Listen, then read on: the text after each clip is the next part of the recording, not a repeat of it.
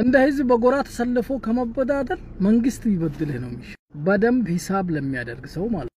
ለዚህ ምሳሌ ደግሞ የጎረቤታችን ሱዳን የድሮ ፕሬዝዳንት ሐሰን በሽር አይሻልም ነበር አስቡት እስቲ እንደ ህዝብ መበዳደል መተላለቅ አልመጣም ወይ በሲስተም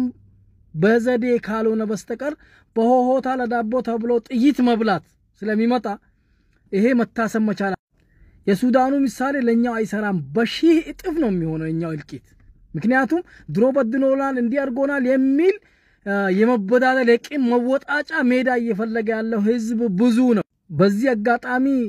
ሀገርን መንግስት አልባ አድርጎ ለመተላለቅ የቾከላችሁ በሙሉ ሰከንድ በሉስ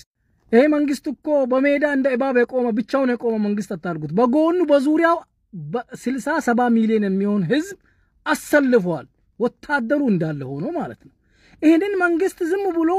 ጭድ ውስጥ የጠፋ መርፊን እንዲፈልገው እንደማውጣት አይምሰላችሁ በጣም ትልቅ አደጋ ነው የሚገጥመን ወላሂ እንደ ኢትዮጵያ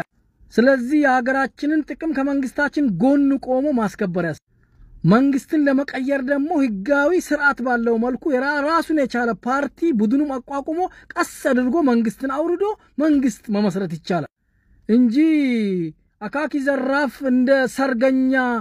ፈረዜን ጭኜ ልጋልብ ስትል መሰናክሉ ብዙ ነው እልቂት ይመጣል ሰው ደግሞ ለመተላለቅ እንዴት ይቸኩላል ይሄ ቲክቶክ የዶሮ መር ፖለቲከኞችና ይዮዳብና ይሄ ማን ነው የሚባል ጆከር የሚባል ዶሮች